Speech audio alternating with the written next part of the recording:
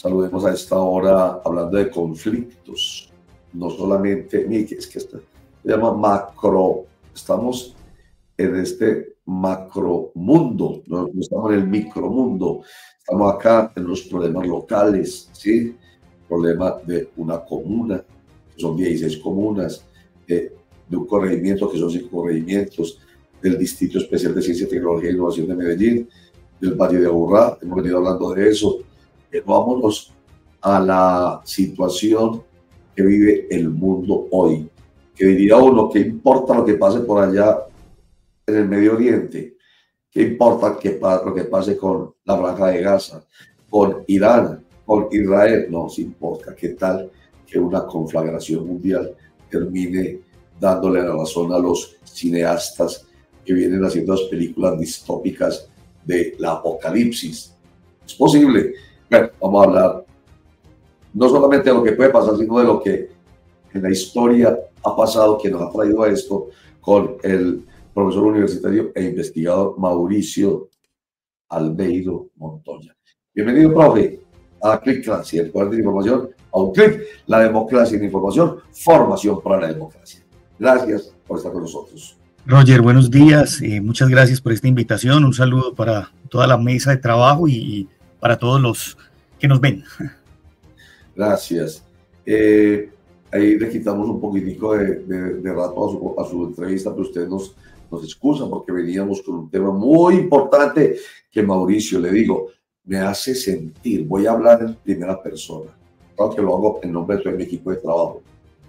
Me hace sentir también esto porque realmente cumplimos con nuestro eslogan de información independiente que fortalezca la democracia y formación para la democracia, con lo que estamos haciendo desde hace rato con los ediles, que son desconocidos. ¿Usted sabe quién son los ediles o no, Mauricio? Sí, claro, las juntas administradoras locales, nuestros representantes en los barrios, en las distintas comunas de nuestra ciudad. Yo vivo en Laureles, conozco varios y he tenido la oportunidad de compartir en algunos escenarios de ejercicios de participación con ellos, así que también un poco, y creo que ese es un tema muy importante, y ahorita los escuchaba tras las bambalinas detrás del escenario, con lo que decían que me parece muy importante, ¿no? El hecho del asesinato de este concejal de San Andrés de Cuerquia, una situación aterradora, aberrante, ante la que parece que si no hay prensa, y ahí ya si no hay plañideras ni plañideros para ir a hacer rating político, entonces ese parece que sí no importa. Triste situación que ojalá sea revertida. Usted ha dicho una cosa tan tremenda que tenemos hoy una nota de eso, Mauricio, y ahorita al final de la conversación con usted, antes de que se vaya, la vamos a poner, una nota que hicimos precisamente sobre eso que se está planteando. Plañideros y plañideras que buscan rating.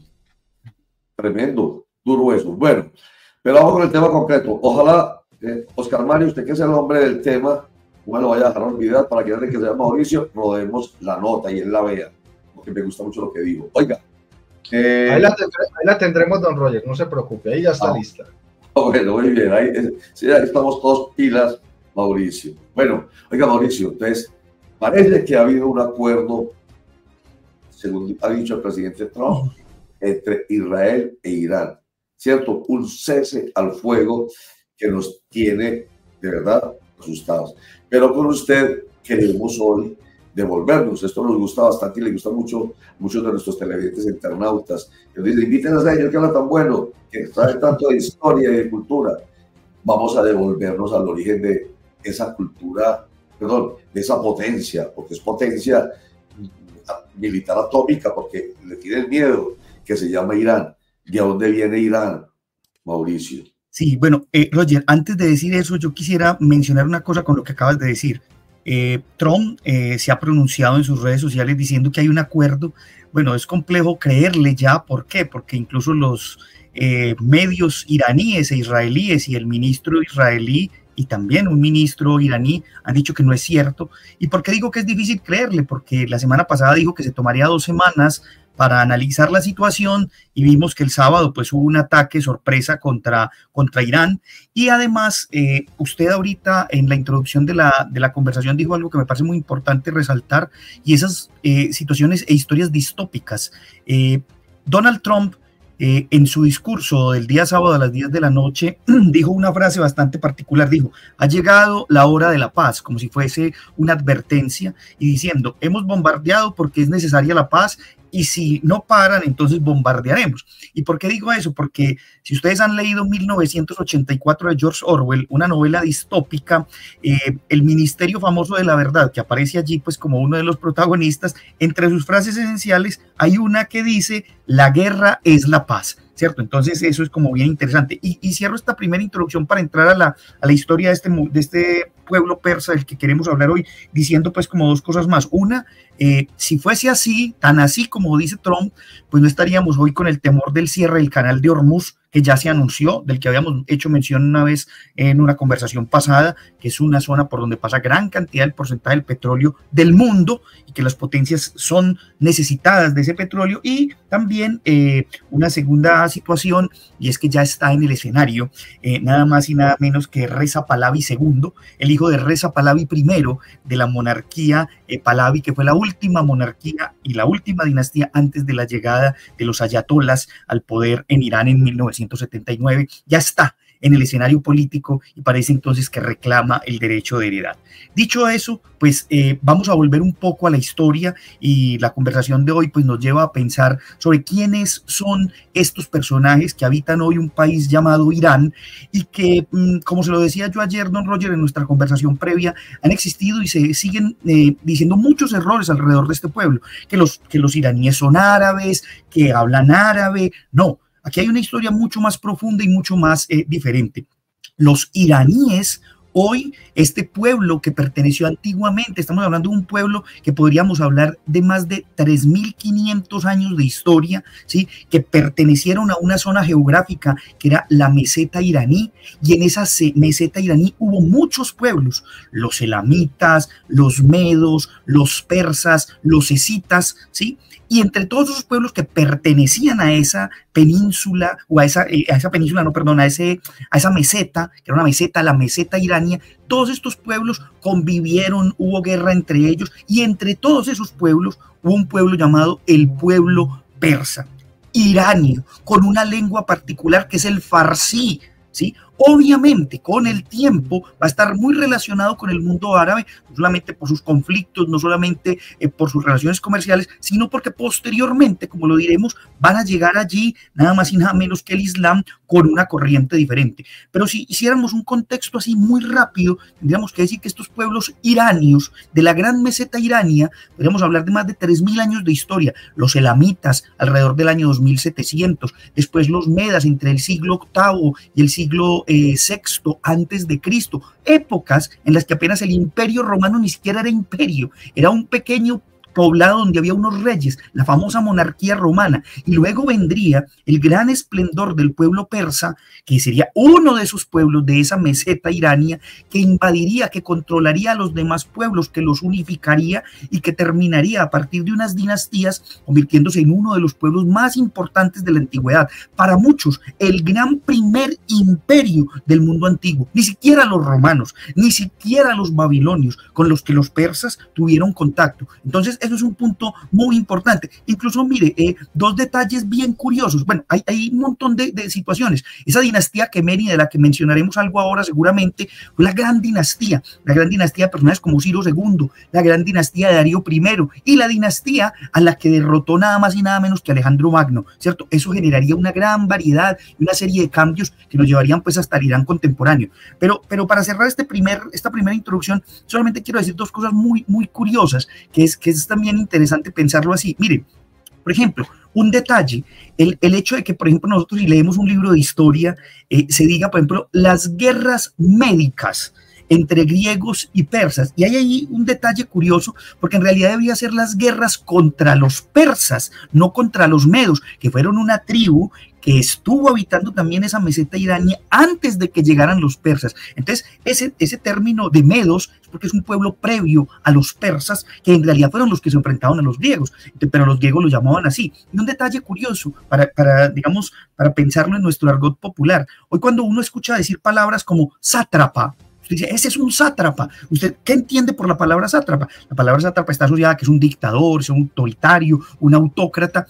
Pero ¿por qué nos llegó a nosotros esa palabra con esa carga tan negativa y tan peyorativa. Nos llegó porque los griegos, enemigos de los persas, consideraban sus formas de gobierno como autoritarias, como autócratas, como violatorias de derechos, y en realidad ese término pasó a nuestro argot popular como si fuera malo, pero en realidad no. Por ejemplo, el gran Ciro II y el gran Darío I, que fueron los que dividieron ese imperio magno territorialmente, lo dividieron en satrapías, que es como decir si nosotros habláramos hoy de provincias o departamentos, y cada provincia, como tiene hoy un gobernador, o cada departamento como tiene un gobernador, en aquella época esas satrapías, que llegaron a ser entre 29 y 31 en su momento, cada satrapía tenía un sátrapa, es decir, un gobernante, pero para nosotros llegó eso de una manera peyorativa. Entonces la literatura también nos ha legado eso, ¿cierto? De alguna manera, para cerrar esta primera intervención, quien gana en un conflicto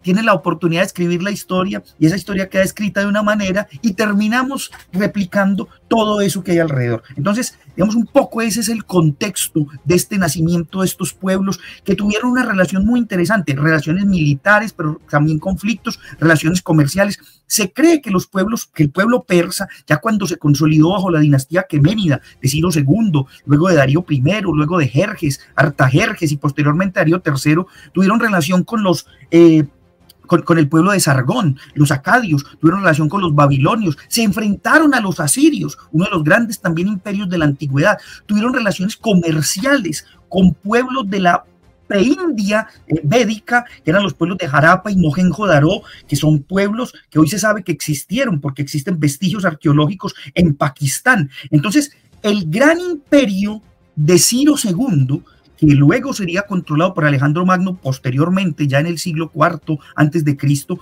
fue un imperio que consolidó su poder geográfico desde la Capadocia, desde las zonas hoy que pertenecen a Turquía, hasta el Valle del Indo, ¿cierto? Cumpliendo con todo el control de la meseta irania, cumpliendo con parte del control de la Mesopotamia, e incluso controlando las zonas de lo que hoy son el territorio de Israel, entre ellos Jerusalén. Ahorita les voy a dar un dato más interesante cuando vamos adelantando esta conversación. Entonces, este es como un primer contexto para que veamos la importancia de la historia de este pueblo que se consolidó con una figura muy interesante como fue Ciro II, del que ahorita les voy a dar un dato bien curioso que incluso yo sé que les va a interesar para ir a buscar. Profesor, pero vámonos un poco más atrás de la historia, hablamos del zoroastrismo. Se dice que el zoroastrismo es la primera religión en el mundo o creencia en el mundo monoteísta, y que muchos de los mitos que están reflejados hoy en la Biblia tienen origen en esa influencia. Y paradójicamente hoy se están enfrentando en dos doctrinas que al parecer tienen el mismo origen, ¿no? ¿Usted qué piensa? Aquí lo voy... Ahora sí, ¿cierto? Sí, ahora sí. Habíamos tenido una interferencia. No, Javier, saludándote, creo que vinculas un tema muy interesante por lo siguiente. Se cree que el zoroastrismo es una religión que incluso nació en el siglo X antes de Cristo. O sea que estamos hablando de una religión antiquísima, una religión que tiene como curiosidad que algunos dicen es la primera religión monoteísta, que incluso habla de un choque entre dos figuras religiosas o divinas, una del bien y una del mal, Ahura Mazda y Angri Manyu. De hecho, curiosidad también para todos, el canal de Hormuz se llama Hormuz porque Hormuz es un nombre o una referencia o una forma de denominar a Ahura Mazda, el dios principal del mazdeísmo o del zoroastrismo, que así también se llama la religión. ¿Y por qué es importante esta religión? Porque resulta que se cree que los persas, específicamente Ciro II, Aqueménida, y también sus posteriores descendientes, Darío I, ¿sí?, que fue posteriormente uno de los grandes reyes de este gran imperio, profesaron el zoroastrismo y profesaron el mazdeísmo, aceptaron las doctrinas de Zoroastro. Pero además, ¿por qué? Porque estas doctrinas religiosas, como en todas las religiones del mundo, tienen una particularidad: sirven como elemento de legitimación del poder. Si nosotros fuéramos a Irán hoy y fuéramos a las zonas donde existen los grabados en las piedras, en las rocas, estas inscripciones, hay una muy importante, la inscripción de Beistún, son inscripciones históricas, y curiosamente en esas inscripciones aparece siempre la figura de un farabar, que es una figura como un ángel, alado, con alas. De hecho, los estudiosos creen que las ideas de los ángeles que tomaron luego el judaísmo y el cristianismo y posteriormente el islam vienen del zoroastrismo, la idea de los ángeles. Y entonces el farabar es una figura de legitimación del poder. Por eso en esas inscripciones ustedes van a ver, por ejemplo, a Darío I montado en un caballo que pisa a sus enemigos, y al frente aparece a una Mazda, la deidad principal de esta religión del zoroastrismo, que para muchos es la primera religión monoteísta, como muy bien lo dijiste, entregándole un aro al rey Darío I, para decirle: usted es el elegido, usted debe ser el rey. O sea que la religión también se convierte en un elemento de validación, en un elemento de legitimación. Y miren, estamos hablando de miles de años atrás, y eso pasa hoy. Si nos fuéramos a otras religiones, es obvio que lo encontraríamos. Si nos fuéramos, por ejemplo, al cristianismo, con el papado en su historia. Si nos fuéramos, por ejemplo, al budismo, con la situación del Dalai Lama. No es este caso hablar de eso, pero en un momento, curiosamente, lo podríamos hablar para ver eso. Pero vámonos al mundo iraní hoy.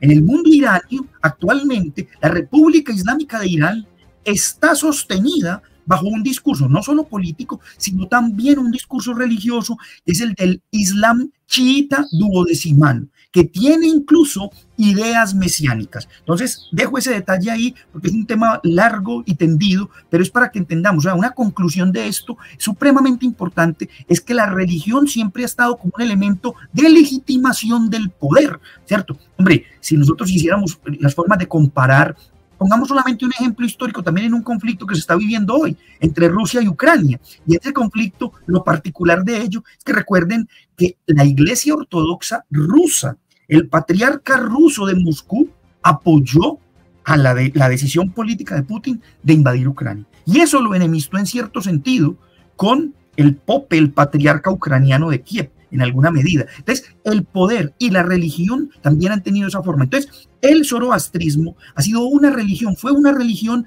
que se profesó durante ese tiempo en la meseta iraní, específicamente por los persas. Y ojo, un detalle acá pues, esa religión fue pasando poco a poco, digamos, se fue desapareciendo. Hoy por hoy, esa religión solo existe en Estados Unidos y existe en la India. En Irán hay un porcentaje mínimo, nimio de esta religión. Un dato curioso, por ejemplo, nada más y nada menos que Freddie Mercury era hijo de una familia que era zoroástrica. Obviamente, pues Mercury no profesaba el zoroastrismo, pero su familia sí, era originaria. Y es una historia, aquí nos quedaríamos mucho rato para explicar solamente el zoroastrismo, pero doy un detalle para que miren cómo ha evolucionado el asunto.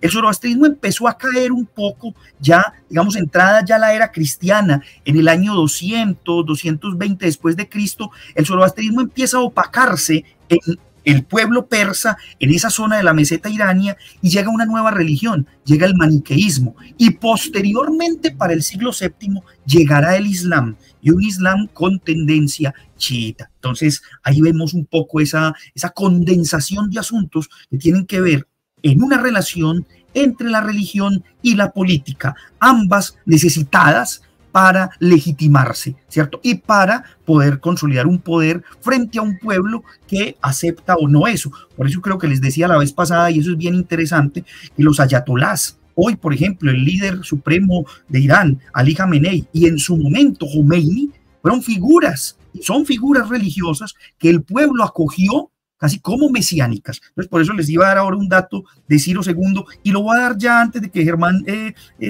intervenga. Miren este dato tan curioso. Ciro II, que fue uno de los grandes emperadores del pueblo persa, no solo expandió el territorio, como les decía ahorita, sino que invadió a los imperios enemigos, y al invadir a los imperios enemigos sucedió una cosa muy curiosa. Cuando Ciro II derrotó a los babilonios y llegó a Babilonia, adivinen con qué pueblo se encontró desterrado en Babilonia, con los judíos. Los judíos estaban desterrados en Babilonia, y Ciro II les permitió volver a su tierra, reconstruir el templo de Jerusalén que había sido destruido por los babilonios, y reconstruirlo. Ahí nace el segundo templo de Jerusalén, que es el que luego destruirán los romanos. Además de eso, les permitió profesar su fe, solamente les cobraba impuesto, como obviamente pues iba a pasar.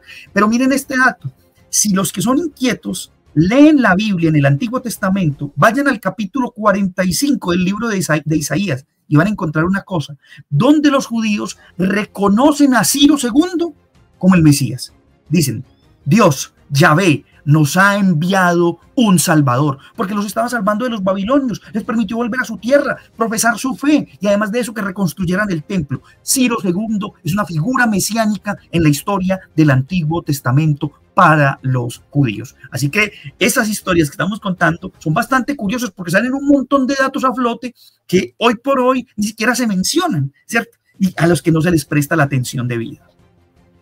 Profesor, buenos días, un placer tenerlo nuevamente. Muchas gracias, hablando de religiones, pues usted hablaba del siglo VII cuando llega, digamos que esa invasión a Irán, y ahí surgen eso del Islam chiita y sunita, y sabemos que hay unas minorías judías e inclusive cristianas y zoroástricas, como usted decía hace un rato, pero la mayoría es chiita.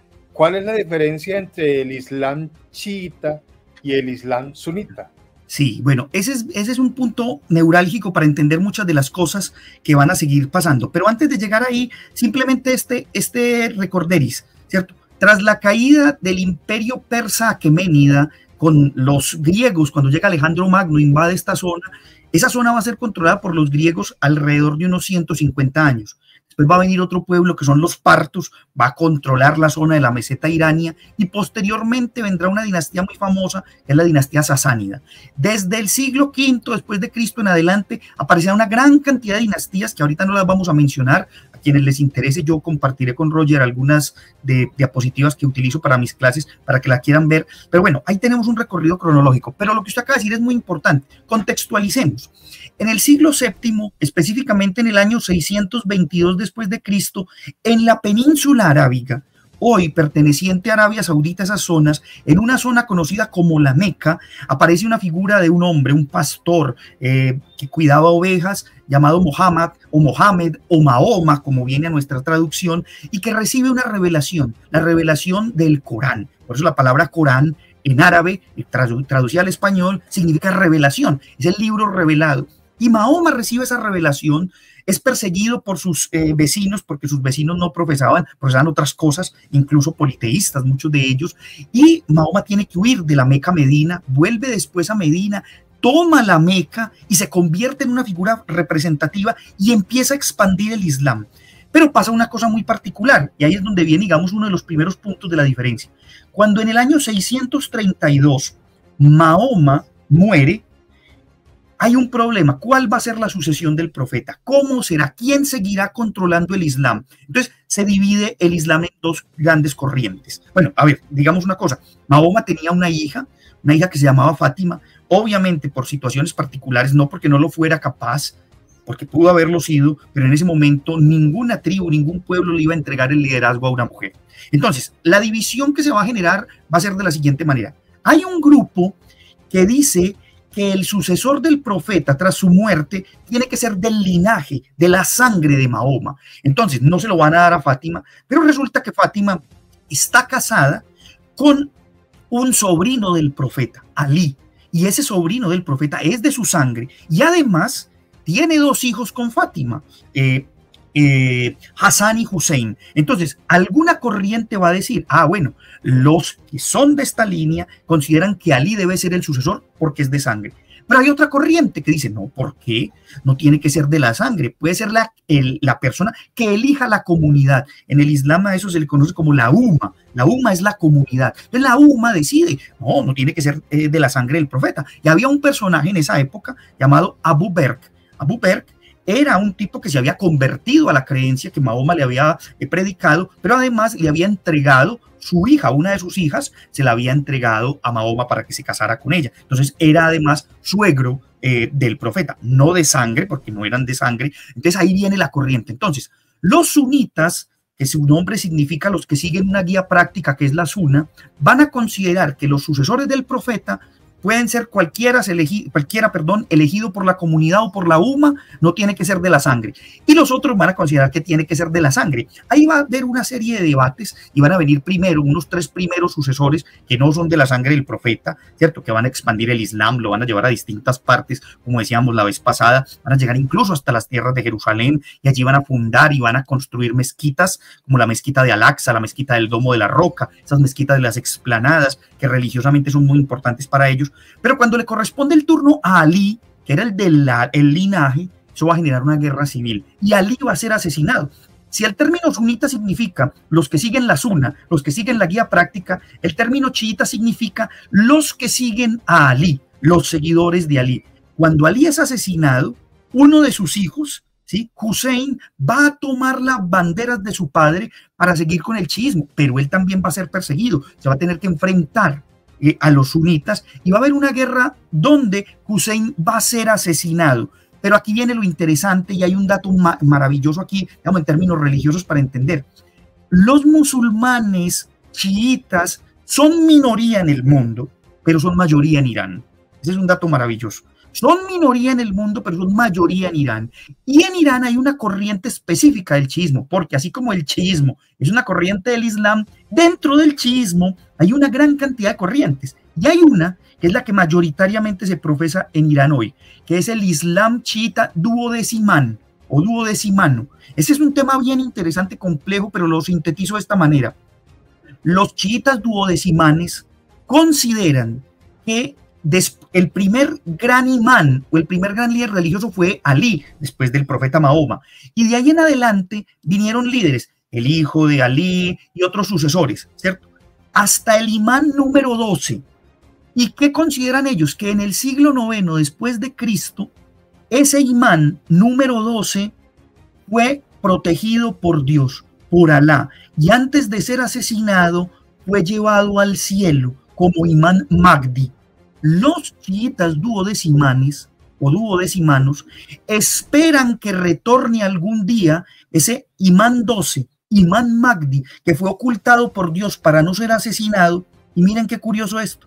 Hay una inscripción en una mezquita en Siria que dice que ese imán Mahdi, oculto desde el siglo IX después de Cristo, volverá con Jesús e instaurará un periodo de justicia en la tierra. En eso se cree. Entonces miren la importancia de lo que decíamos ahora de la relación entre la religión y el asunto político. No en vano, cuando el ayatollah Khomeini volvió de París a tomar las banderas de la revolución iraní, de la revolución islámica en 1979, no en vano, mucha gente le gritaba Mahdi. Después él dijo que él no era el Mahdi.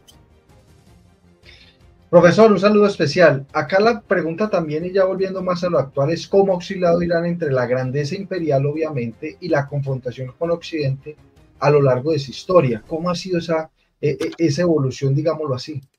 Claro, aquí viene una serie de cosas bien interesantes, y es que ya avanzando, dando un salto casi mortal, triple, porque esto sería muy extenso y obviamente no tendremos tiempo para ello, pero digamos que hay un momento en la historia de este pueblo persa, bueno, un detalle curioso, siempre se le conoció como Persia. Si ustedes buscan textos del siglo XX, incluso de los años 20 del siglo XX, van a encontrar que siempre se habla de Persia, Persia, Persia, no se le llama Irán. Quien le cambia el nombre posteriormente es Reza Khan Padre, este monarca del primero de la dinastía Pahlavi, es el que le cambia el nombre de Persia a Irán, haciendo, digamos, mella para decir, somos pueblos iranios, arios. La palabra Irán, digamos, su toponimia significa pueblo ario, pueblo perteneciente y descendiente de los arios, que es otra historia muy interesante. Pero yendo a tu pregunta, a finales del siglo XIX, Irán es un territorio, digamos, con muchos problemas, con un alto analfabetismo, con una división interna, con corrupción extrema por el tema de los chao, los líderes que estaban allí, y eso lo van a aprovechar sobre todo las potencias extranjeras. Y a finales del siglo XIX van a aparecer dos potencias muy importantes. La potencia de la Gran Bretaña, que se va a meter allí con varios objetivos, pero dos de ellos puntuales. Uno, explotar el petróleo, el llamado oro negro, y dos, crear una empresa tabacalera, que también uno de los grandes, productos de exportación de los iranios o de Irán era el tabaco, y ellos lo van a monopolizar, los británicos. Y el otro pueblo, el otro imperio, van a ser los rusos zaristas. El zarismo ruso va a enviar comisiones para entrenar al ejército de Persia, ¿cierto? Entonces, esas dos potencias a finales del siglo XIX van a tener un papel muy importante. Y aquí viene un punto. Claro, eso no le va a gustar a mucha gente en Irán. A los ulemas, por ejemplo, los religiosos, y mucha gente del pueblo castizo, normal, va a decir, pero estos pueblos extranjeros nos están invadiendo y nos están robando nuestras riquezas. Entonces va a empezar a haber una disputa. Y esa disputa se va a empezar a tejer mucho más grande. Entonces, ustedes se preguntarán, hoy, si hablamos de los tres grandes enemigos de Irán, uno es el Gran Bretaña, otro es Israel, pero otro también es Estados Unidos, y cada uno en un momento particular. Entonces, Gran Bretaña se va a volver enemigo, no solamente porque va a ser uno de los explotadores de las grandes riquezas del pueblo, sino que además porque va a apoyar movimientos monárquicos que incluso fueron corruptos, que desangraron al pueblo, como lo vamos a ver, ¿cierto? Segundo, ¿por qué Estados Unidos? Porque luego Estados Unidos, junto con Gran Bretaña, van a ser unos de los promotores del golpe de Estado que se le va a dar posteriormente en 1953 a Mossadegh, del que ahorita diremos algo. Y tercero, Israel. ¿Por qué? Porque tras la caída de Reza Khan padre, va a quedar su hijo, Mohammad Reza Khan Pahlavi, el primero, el que ya murió, que su hijo ahora, el segundo, es el que reclama el trono. Y cuando este señor quedó y tumbaron a Mossadegh, esta gente instauró en Irán a un primer ministro, un general de apellido Zahedi. Este general, que había estado encarcelado por los británicos en Egipto, en el Cairo, luego los británicos lo soltaron, lo pusieron casi que como primer ministro en Irán para apoyar nada más y nada menos que a este personaje de Pahlavi, hijo, y para apoyar y para crear uno de los organismos de represión más fuertes antes de la llegada de la República Islámica, que fue la SAVAK, una policía secreta, además de espía, apoyada por la Mossad de Israel en su fundación. Era una policía torturadora, perseguidora y acusada de muchos crímenes. Entonces, ahí vamos viendo eso. Y digamos aquí un par de cosas y un par de detalles que son interesantes como para conectar ya con la segunda mitad del siglo XX. Miren, hay un detalle ahí muy importante. Apenas hasta la primera década del siglo XX, entre los años 10 y 20 del siglo XX, Irán empieza a organizarse políticamente. Se nombra una asamblea. Antes eso no existía, no se votaba. En un momento primero votaban, aquí como llegamos a votar en el siglo XIX, votaban solo los mayores de 18 años, hombres y que tuvieran propiedad, las mujeres ni de chiste, ¿cierto? Entonces eso también es una cosa bien interesante. Y las asambleas se fueron organizando. Pero miren, quiero dar este detalle, un par de detalles aquí muy interesantes. Uno es que durante todo ese periodo, durante la Primera Guerra Mundial, los iraníes, digamos, estuvieron neutrales. Obviamente los europeos estuvieron aprovechando para sacar el petróleo para poder ganar la guerra. En la Segunda Guerra Mundial, Reza Khan padre tuvo una cercanía con el régimen nazi de Hitler. Y eso generó que al perder la guerra los alemanes, pues los británicos y los europeos y además los norteamericanos dieran un golpe a el padre Reza Khan Pahlavi y dieran el nombre a su hijo. Pero mire, redondeo esto con esta idea que es bien interesante. En el mundo islámico, en el siglo XX, en el Irán del Islam chiita, cuando empiezan a surgir los partidos políticos, estas ideologías políticas, había tres grandes tendencias muy importantes. Una tendencia era la islámica, religiosa, podríamos decir que es la que gobierna hoy, ¿cierto? Con la República Islámica. Había una tendencia nacionalista, altamente nacionalista, que era la de Mossadegh, y que después llegó a ser nombrado primer ministro, y que luego lo tumbaron. ¿Por qué? Porque al ser nacionalista, nacionalizó el petróleo, expulsó a los británicos y les quitó las concesiones que habían tenido. Todo eso obviamente no gustó a los europeos, que hicieron todo lo posible para tumbar a Mossadegh, sacarlo del poder en el 53 y encarcelarlo hasta su muerte, ¿cierto? Y la otra tendencia era el movimiento del TUDE. El TUDE era el partido comunista de tendencia marxista, que después fue ilegalizado, pero que después, dato curioso, los ayatolas, los islámicos, lo utilizaron como apoyo para derrocar al Shah y luego lo volvieron a ilegalizar. Entonces miren todos los elementos que tenemos acá alrededor de esto al final de la Segunda Guerra Mundial y la llegada del hijo de esta monarquía, Reza Khan Pahlavi, Mohammad, hijo, y que va a ser una cosa él, que luego se llamará en su momento, en los años 60, la Revolución Blanca, antes de la Revolución Islámica de Irán en el 71. Como para un poco colofón de esta conversación, Mauricio, háblanos un poco de la figura del ayatollah. Es que entiendo la composición política de Irán es un poco compleja para nosotros, obviamente, porque es el líder espiritual, pero el líder político, el líder administrativo, y no es el presidente. ¿Cómo funciona el cuento del ayatolá y por qué hoy es tan importante en el tema? Porque mire, le doy solo dos datos.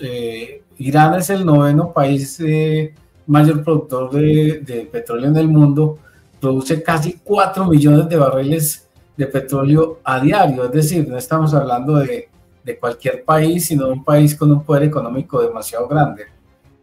Sí, mira, antes de eso, para contextualizar algo muy importante, porque el papel de los ayatolá y sobre todo los dos que han gobernado, pues allí son fundamentales, los ulemas, los religiosos.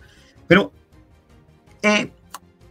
Mohammad Reza Khan Pahlavi, el hijo que toma la monarquía después de su padre, cuando su padre renuncia, él tiene varios inconvenientes, la disputa con Mossadegh, después lo vuelven a traer, lo imponen otra vez en el poder, en los 60 él trata de hacer unas reformas que se llamaban la Revolución Blanca, y esa revolución fracasó a pesar de que tenía algunas intenciones interesantes como la secularización, el tema de la reforma agraria, la industrialización y la privatización de la industria, pero eso no funcionó del todo y empezó a tener una gran cantidad de enemigos, entre ellos los enemigos religiosos, y aparece una figura en Qom, en una de las provincias iraníes, que era nada más y nada menos que un ayatolá, un líder espiritual, un sayed. Estos ayatolás, por su turbante negro, dicen ser de la descendencia legítima, sanguínea, del profeta Mohammed o del profeta Mahoma, y seguir esa línea duodecimana que les explicaba ahora. O sea que también hay una figura espiritual muy importante, mesiánica,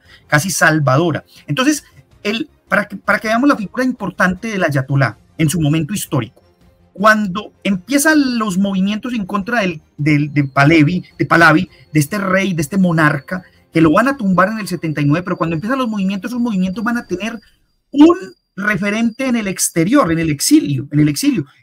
Khomeini se tiene que ir primero a Irak y después se va a París exiliado, pero desde allí empieza un movimiento interno. Incluso hay unas historias bien curiosas de unos cassettes que circulaban por Irán para que se escucharan todos los discursos. Hay una novela que les recomiendo mucho, y perdón aquí el referente de la literatura, Kader Abdolah, un iraní exiliado, escribió una novela maravillosa que les invito a leer, que se llama La Casa de la Mezquita.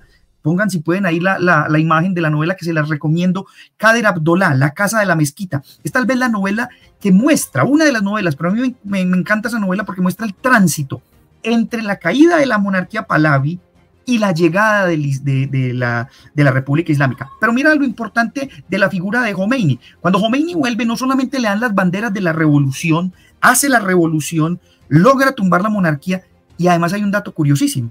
Khomeini convoca a un referéndum en 1979. ¿Y saben qué decía el referéndum? El referéndum tenía una pregunta.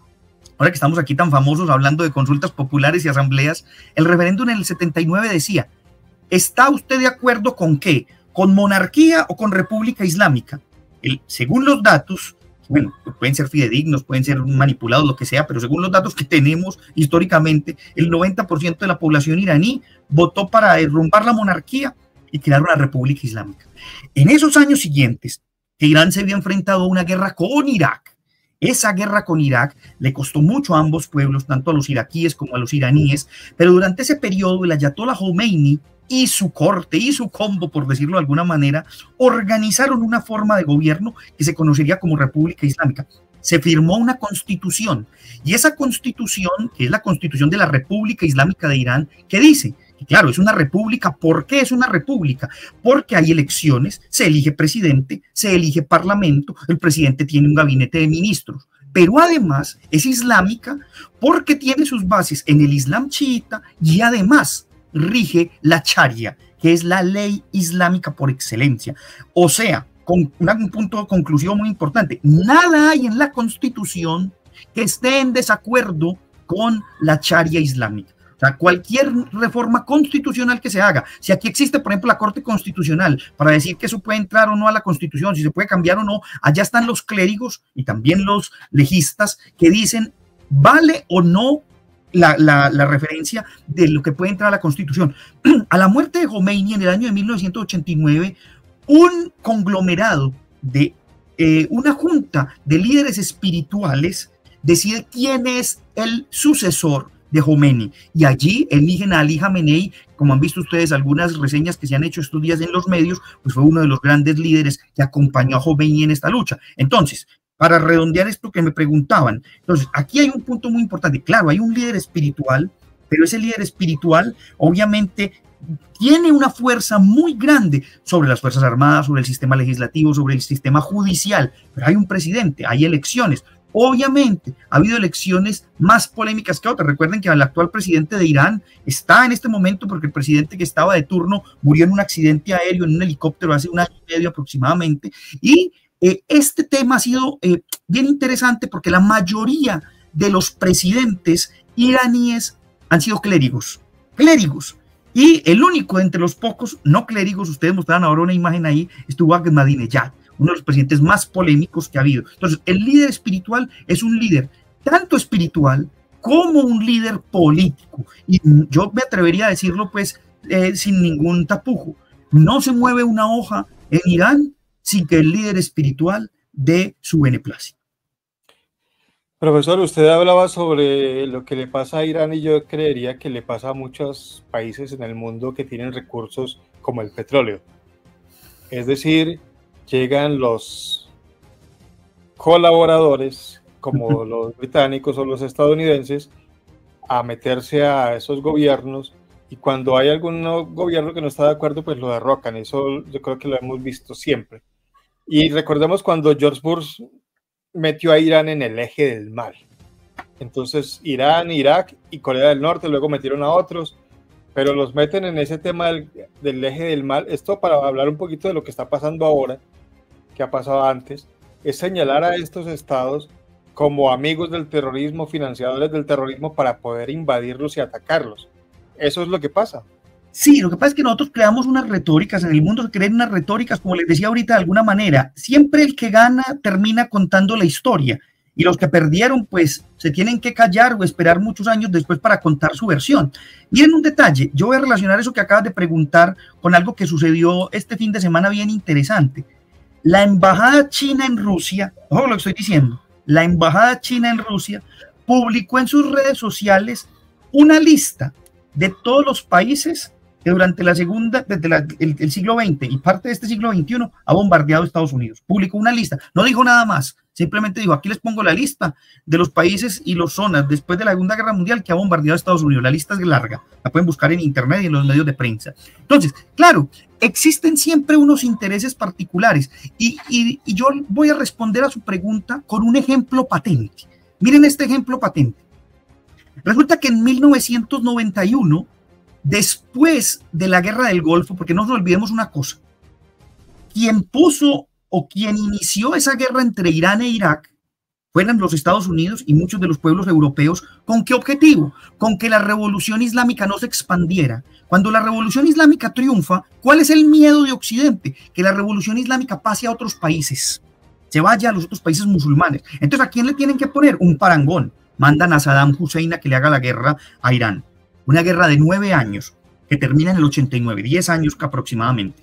Esa guerra termina y cuando Saddam Hussein le pide a sus socios aliados, entre ellos Norteamérica, que lo ha metido en esa guerra, que los ayuden, los norteamericanos se hacen los de la oreja mocha. ¿Y qué hace Saddam Hussein? Invade Kuwait. ¿Y qué hacen los norteamericanos? Este es un peligro. Invadió Kuwait, invaden Kuwait, sacan a Hussein y se lo llevan. En 1991, los Estados Unidos tuvieron a Saddam Hussein para condenarlo, para procesarlo. No lo hicieron. ¿Qué hicieron? Lo dejaron en el poder, en el 91. Y del 91 al 2003 gobernó. Y ya en el 2003 resulta que se les convirtió otra vez en enemigo y ya era el eje del mal y ya tenía bombas nucleares, ya tenía armamento peligroso, que tenía armas de destrucción masiva y había que invadir. ¿Dónde están las armas de destrucción masiva? No sabemos. Entonces acabo de darle un ejemplo para entender lo que significa eso. O sea, usted termina en el lado equivocado cuando toma decisiones que no benefician a ciertos personajes. Y eso ha pasado con los países de Asia, eso ha pasado con los países de África, y eso ha pasado con los países del Medio Oriente.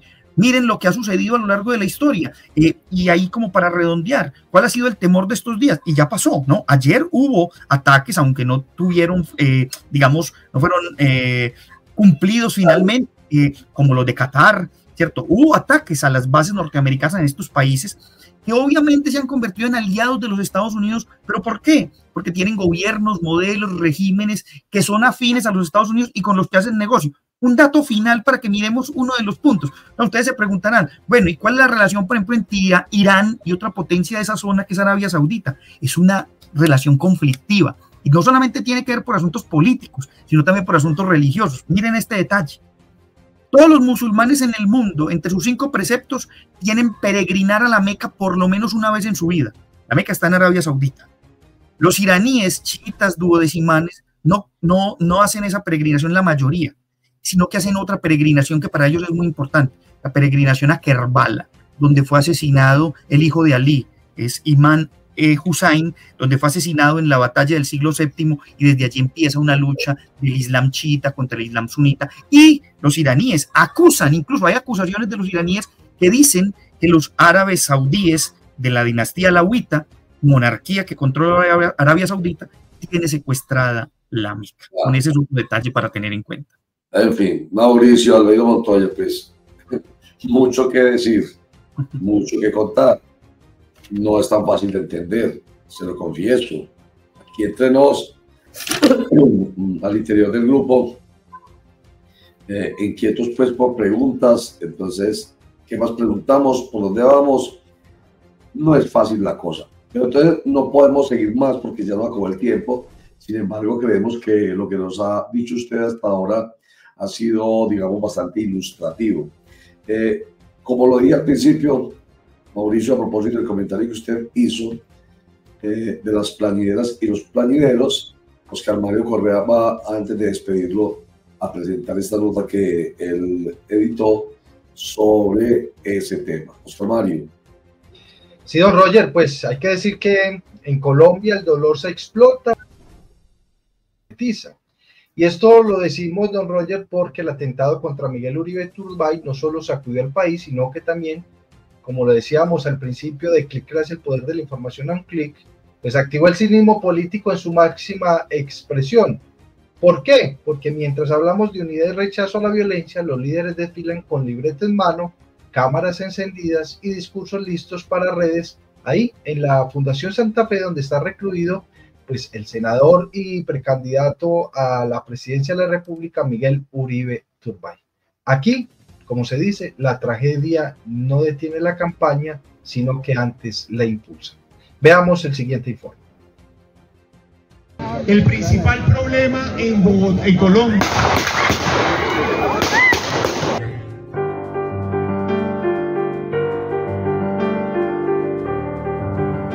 En Colombia, el dolor se vuelve estrategia y la sangre combustible electoral. El reciente atentado contra el senador y precandidato presidencial Miguel Uribe Turbay no solo dejó al país consternado, como debe ser, sino que desató una oleada de hipocresía política que resulta igual de alarmante. Desde la extrema derecha hasta la izquierda radical, pasando por el centro camaleónico que se ajusta al viento, todos repiten como loros el mismo libreto. No hay que politizar el atentado, no se debe hacer campaña con el miedo, rechazamos toda forma de violencia. Pero mientras lo dicen, hacen exactamente lo contrario. Desfilan por la Fundación Santa Fe de Bogotá como si fuera la nueva pasarela del marketing político. No llegan en silencio ni en privado, no, llegan en comitivas, celulares en modo grabación, maquillaje bien puesto y el discurso ensayado. Hablan de unión nacional, de defender la democracia, de estar del lado correcto de la historia, pero basta con raspar un poco el barniz para encontrar lo de siempre: odio, cálculos, mezquindad, cinismo e hipocresía. En los extremos, el discurso es más predecible que un final de telenovela. La derecha responsabiliza a Petro y sus aliados por haber abierto las compuertas del caos. La izquierda responde acusando al uribismo de victimizarse estratégicamente y de ocultar tras las balas su impopularidad. Y el centro, ese eterno espectador del apocalipsis, se limita a decir que ambos extremos son peligrosos mientras ajusta su peinado para la foto. El atentado a Miguel Uribe Turbay no debería ser utilizado por oportunistas y populistas. No debería ser parte de la calculadora electoral, ni un insumo para validar teorías de conspiración, ni una excusa para lanzar ataques disfrazados de solidaridad. Punto, y no se debería decir más. pero en este país rico de cinismo e hipocresía, en el que la tiranía de la ignorancia de las redes sociales ha incrementado y legitimado la estupidez colectiva, lo es. Por otro lado, quienes no se han dejado dominar por la tiranía de la ignorancia, ni se han dejado sumar en los grupos de la estupidez colectiva, se sienten indignados porque los políticos creen que nadie se da cuenta, que el ciudadano informado y formado, y por tanto inteligente, interesante y calificado, no distingue entre el gesto sincero y el show mediático, entre quienes fingen dolor mientras siembran miedo, posan de demócratas mientras lanzan veneno y hablan de desescalar el lenguaje de odio y violencia sin sentir la tremenda viga atravesada en su propio ojo. Hoy, más que nunca, Colombia necesita coherencia, necesita líderes que hablen menos y actúen más, que no usen la sangre como escenografía ni el miedo como plataforma de campaña. Este lamentable episodio que tiene a Miguel Uribe Turbay debatiéndose entre la vida y la muerte nos deja en claro que para muchos actores de esta ominosa polarización, la violencia no es una línea que no se debe cruzar, sino una egoísta y reprochable oportunidad. Colombia está contigo, Miguel, amigo, Colombia está contigo. Bueno, don Roger, compañeros, profesor, creo que ahí está un análisis y está una radiografía de lo que hoy vive el país en torno a una tragedia, en torno a un tema bastante complicado que fue el atentado contra el senador y precandidato Miguel Uribe Turbay. Sí, señor. Bueno, un comentario final suyo, Mauricio Albeiro Montoya, precisamente. Pues hombre, lastimosamente creo que no solamente pasa en Colombia, ¿no? Lo hemos visto, sucedió en Ecuador, se ha generado también, no con tanta violencia, pero también se ha generado en el país vecino de Perú, con toda la situación que se ha vivido en la inestabilidad política. Es inevitable, yo creo que es inevitable que estas situaciones pasen y lo que necesitamos es, más que todo, una ciudadanía crítica, una ciudadanía con carácter, que sea capaz de reconocer dónde está la sinceridad y dónde está la hipocresía.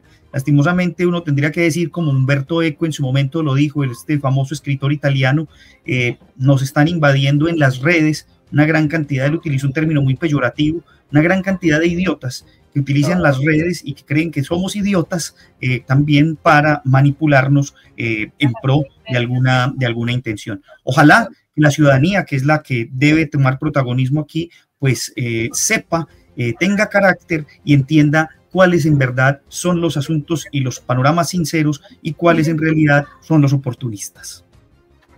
Precisamente siempre traemos a colación aquí a Umberto Eco y esa expresión que usted utiliza. Nosotros de todas maneras digamos, traemos una menos dura, que es la de la tiranía de la ignorancia. Pero para explicarla tenemos que decir que hasta el bobo del pueblo hoy opina, siempre ha opinado, ha dicho lo que le ha dado la gana. El problema es que hoy lo escuchan. Eso es lo más grave, que son esos idiotas a los que refiere precisamente Umberto Eco. La estupidez colectiva de la que hablaba usted, que ha usado la historia y la sabe, nosotros hablamos mucho de esto. Un señor que llamaba Dietrich Bonhoeffer, que ante la dictadura de Hitler, ante los vejámenes de Hitler, decía: pero ¿por qué apoyan y aplauden a ese señor? Y se refiere entonces a la estupidez colectiva, que no murió cuando acabó esa tiranía de Hitler. Y sumado a eso, Roger, no olvidemos que estos propagandistas pues tienen en su nivel de protagonismo una figura como Goebbels, quien siempre dijo que una mentira repetida 1000 veces terminaba siendo una verdad. Nada más cierto que lo que estamos viviendo en nuestro mundo contemporáneo. Exactamente, estamos hablando del jefe de la propaganda nazi, Joseph Goebbels, que cree lo que se quedó en la historia. No, hoy con mayor fuerza utilizan esa estrategia: mienta y repita la mentira, oiga, con una gravedad. Y aquí están nuestros colegas periodistas que me apoyan en esto, porque sabemos que es así, lamentablemente, con la gravedad de que los medios de comunicación, que deberían respetar éticamente ese principio básico de la verdad, les importa un bledo y apoyan la mentira la desinformación y la manipulación, que es la estrategia de los políticos. Lamentable, ¿no? Totalmente. Bueno, comentario final de ustedes, muchachos. Felicitaciones a Oscar por el informe. Mejor dicho, suena maluco lo que voy a decir, pero Oscar dijo lo que yo hubiera querido decir. Es cierto que estas tragedias, en vez de llamar como a la reconciliación, a la unión, a bajar los ánimos, a bajar el lenguaje, lo que hace es polarizar más y vemos cómo se utiliza la enfermedad de una persona, el estado crítico de alguien con fines políticos, y eso es, como decía por allá un famoso cura, asqueante realmente. Eso es un trabajo en equipo. El padre Hoyos. El exalcalde de Barranquilla. Ya, sí. Muy bien. Que a mí lo que me preocupa de todo este cuento con Miguel Uribe es lo que yo siempre me formé como periodista, lo vi en cada uno de los hechos de violencia que cubrí, y es la famosa elitización de la víctima, ¿cierto? Aquí hay Elitización. Elitización. Aquí hay Los víctimas cuerpos que importan, Javier. ¿Ah? Los cuerpos que sí importan.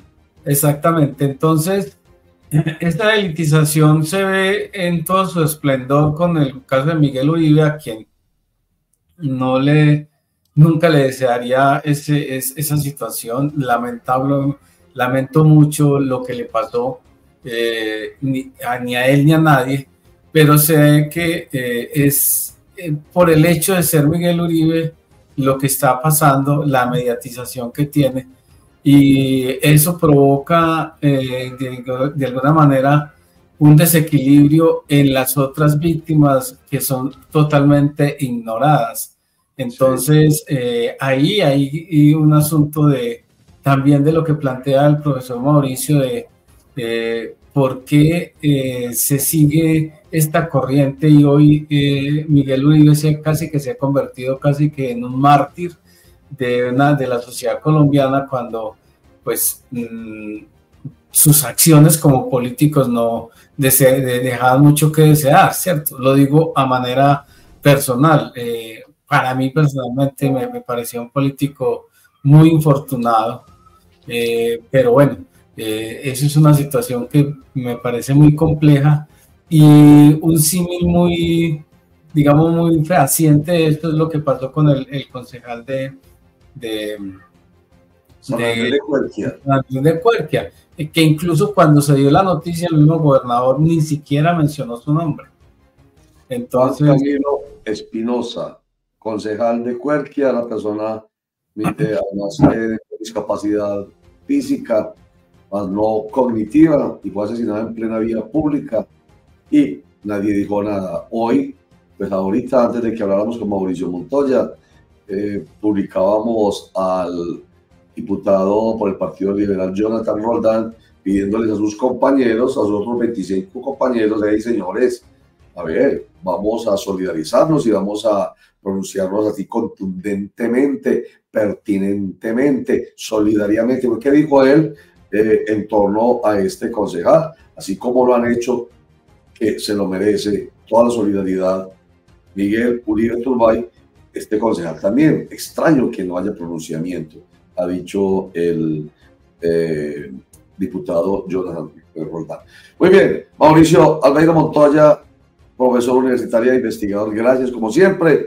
Muy encarretador hablar con usted, hasta el punto que, mire, se nos lleva usted un montón de tiempo, pero bueno, merece. Muchas gracias, Roger, gracias a todos los del equipo, y bueno, hasta que nos volvamos a encontrar, siempre pendiente y atento. Feliz día. Mucho que decir, mucho que hablar, mucho que contar, porque ello nos contextualiza. Todo lo que contó acerca de la historia de Irán yéndose hacia atrás al imperio persa, y todo lo que ha significado su historia, pues obviamente nos da más claridad, mucha más claridad de lo que hoy acontece, que se vuelve noticia cuando Donald Trump dice que hay cese al juego entre Irán y Israel. Pero todo lo vimos más allá con nuestro invitado Mauricio.